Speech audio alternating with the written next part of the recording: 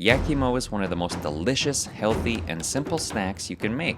Yes, just one ingredient, satsumaimo, which is the Japanese word for sweet potato.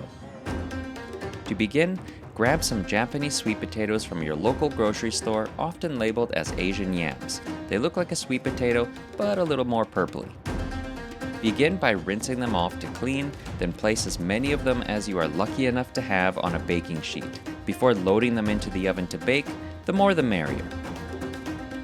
You'll want to bake them for at least an hour. You'll know they are soon to be done when your kitchen begins to smell wonderfully delightful. However, you'll want to check them along the way by poking them and ensuring the skin is slightly crispy and the inside is soft.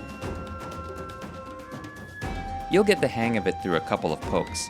It comes with experience, but I especially like the crispy tips and skin that falls off the potato after being baked. Once you're satisfied with the texture of your potato, you can take them out to cool a bit before cutting them into slices to simply enjoy right away and store any leftovers in the fridge for later. If you want to get creative with it, you can even sprinkle some cinnamon or melt some butter on them.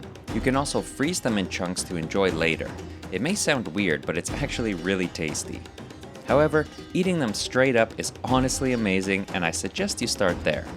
Another unique way to enjoy your Yakiimo is to try blending them with other things like berries, dates, coconut milk, or whatever else you fancy to make your own Yakiimo pudding. So, have fun with it. The options are endless. However, as mentioned before, don't worry about getting too creative, as the sweet Yakiimo by itself is just simply hard to beat. So enjoy!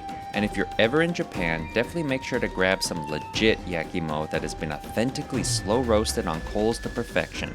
It's truly an experience you'll never forget.